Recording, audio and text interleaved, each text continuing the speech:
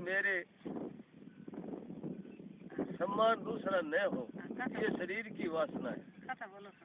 तो मेरा शरीर अष्टपुष्ट और सुंदर बना रहे, जब इन तीनों वासनाओं का त्याग होता है और तब चित्त आत्मा में और शरीर शांत हो जाता है।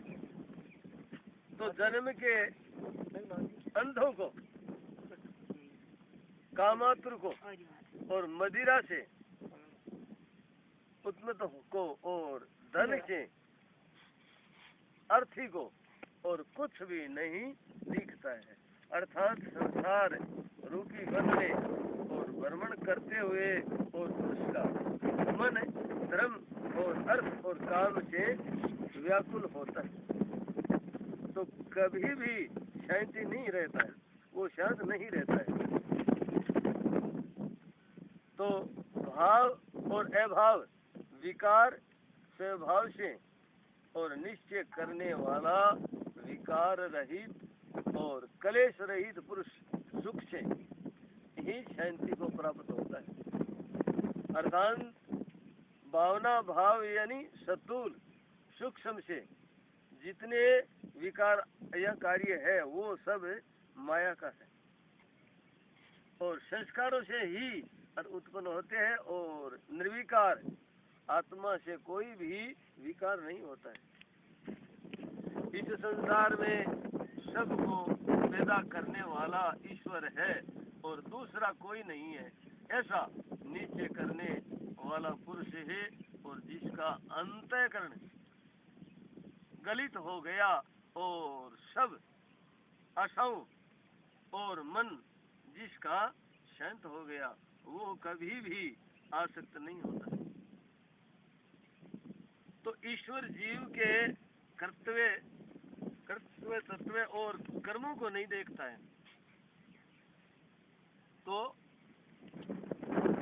कर्मों के फल के संयोग को भी नहीं रचता है। ये अनादिकाल के संस्कारों से होते हैं। देखो कितनी एकदम ठोस बात है। जीवों के संचित कर्म और अंतःकरण रूपी खेत में ईश्वर सत्ता रूपी वर्षा से और बीज के अनुसार फल देता है। एकदम ठोस बात है। इस संसार में चिंता से ही दुख उत्पन्न होता है और किसी प्रकार से नहीं होता। ऐसा नीचे करने वाला पुरुष जिसकी इच्छा सब ओर से नष्ट हो चुकी है और वो चिंता से रहित सुखी और शांत रहता है, वो ही सहित अंतःकरण वाला होता है। तो कर्मों के जन्य अर्थात भोगने वाला नहीं हो सकता है। वो कर्ता बन दे जो शांति को प्राप्त कर सके और ये संसार के भोगने की इच्छा वाले नहीं कर सकते, कर्म किसी ही करे। क्योंकि जिसका अहम और मम अभिमान नष्ट हो गया है, ये दोनों बात मिट चुकी, तो वो ज्ञानवान जीवन मुक्त कहलाता है। अब देख लो कि आप अंदाज लगाएगा, आप वहीं हो। अहम और मम ये दो शब्द है। अहम की एकात्म लक्ष्य है और मम मोग, ये दोनों लक्ष्य जो मिट चुका, तो ये देख लो अब आपका काम सही है। अर्थात मिथ्या और इस प्रकार नीचे करने वाला और वासना रहित और बोध स्वरूप पुरुष व्यार रहित शांति को प्राप्त हो जाता है, क्योंकि उसको वो नीचे हो जाता है कि जगत अपनी सत्ता से शून्य है, अपनी सत्ता से शून्य है। हे प्रभु, अब मैं त्याज्य और ग्रह वस्तु के वियोग से और हर्ष और विषाद के अभाव से जैसा हूँ और वैसा ही मैं चित्त हूँ। अर्थात आत्मज्ञान की प्राप्ति होने से न मुझे कुछ ग्रहण करने योग्य रहा और न त्याज्य यानी त्यागने के योग्य कोई वस्तु रहा, क्योंकि हर्ष विषाद भी ग्रहण और त्यागने से होते हैं। इसी वास्ते में अपने स्वरूप में स्थित हूँ।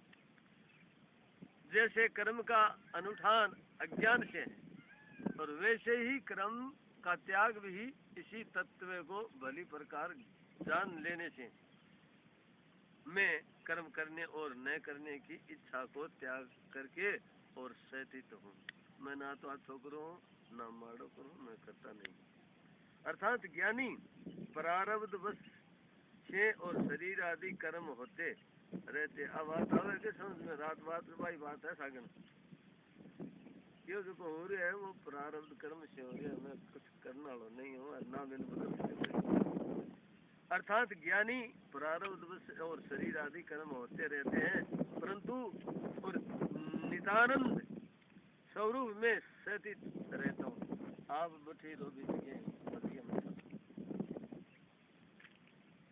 क्या दृष्टांत मन से इंडा मेरी यार गाजे जल के माही प्रेम डोर लागी रहे लव टूटत नहीं।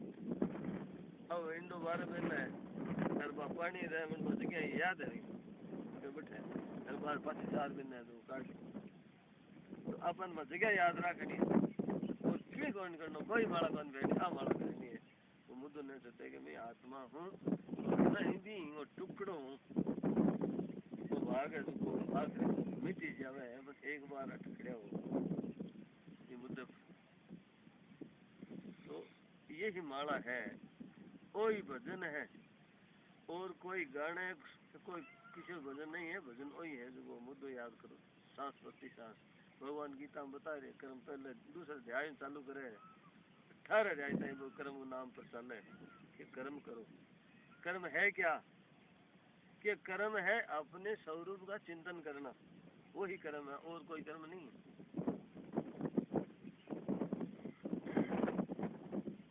तो त्याग भी है इसी तत्व को भली प्रकार जान लेने से और मैं कर्म करने और न करने की इच्छा को त्याग करके और सहतित हूँ। और अर्थात ज्ञानी प्रारब्ध वश शरीर आदि कर्म होते हैं रहते हैं, परंतु मैं इस निज आनंद स्वरूप में सहतित हूँ। तो जिस पुरुष ने संपूर्ण क्रियाओं से रहित अपने स्वरूप को जान लिया है, ऐसा शांत स्वभाव वाला पुरुष कर्तार्थ अर्थात जीवन मुक्त कहलाता है, क्योंकि वो मैं ब्रह्म हूँ इस प्रकार के अपरोक्ष ज्ञान से संपूर्ण बंधन से छुटकारा पाता। जीव को कहीं तो शरीर का दुख, कहीं वाणी से दुख और कहीं मन से दुख, इससे त्याग करके और सुख पूर्वक सदित होना चाहिए। अर्थात मन और वाणी और शरीर के सम सत्कर्मों को त्याग करके और आत्मा आनंद में सहित रहना चाहिए। तो जो पुरुष सवे भाव से शून्य चित्त वाला और प्रमाद से विषयों का सेवन करने वाला और सोता वह जगत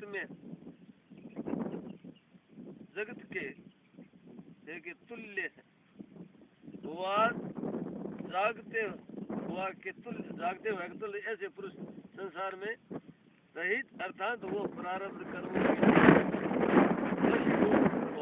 विषयों का चिंतन ही करता है तो भोगता ही है, परंतु उसका हानि लाभ कुछ नहीं। अब देखो किसी मार्मिक बात बताई है कि शरीर से जो कर्म हुए अच्छा कमाना वो जो ज्ञानी तो भोगे है और अज्ञानी भोगे, पर वो ज्ञानी है वह लिपाए मान को नहीं, वो निर्लेप है किसी प्रकार के पानी में रहते हैं कलम किसी प्रकार की रेज लिखी है